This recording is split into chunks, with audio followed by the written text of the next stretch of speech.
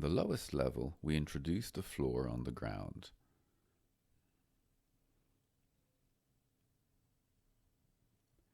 Click on the icon and the types of floor change in the description of the room. The height of the window sills is also calculated, as from now on they will show the height from the floor. In the garage, we will define a lower floor on the ground. To better illustrate the procedure, we will introduce a cross-section. Click on the beginning of the line cutting the building and its end. We indicate the direction of seeing the cross-section and click where the view is redrawn. The cross-section is inserted as inactive. To work with it, switch in the Project Manager window to the AA section tab. Double-click on the floor in the garage, and in the Properties window, we remove all layers of the floor on the ground, starting with unchecking the option Floor on the Ground. We approve the changes. The garage walls are now shifted to the correct height, and we are checking by how much we need to lower the floor. We switch to the View 1.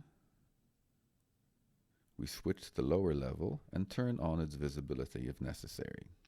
We mark the room under the garage and turn on the floor on the ground for it. We select the room's frame again and enter the properties. We change the floor finish material.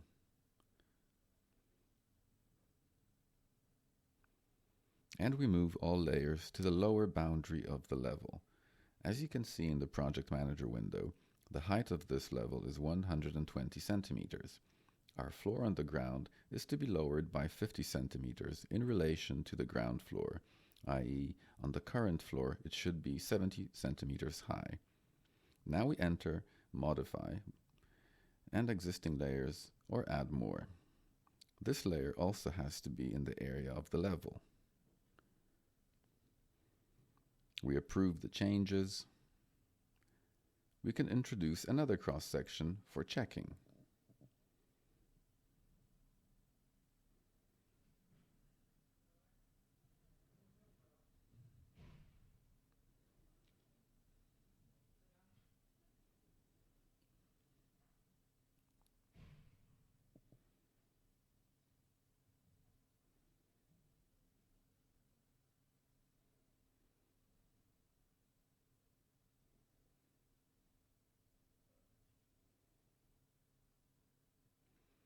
The mesh surface is turned on in the 3D view. After turning it off and on in the 3D view in the lowest level, you will see the lowered floor on the ground in the garage.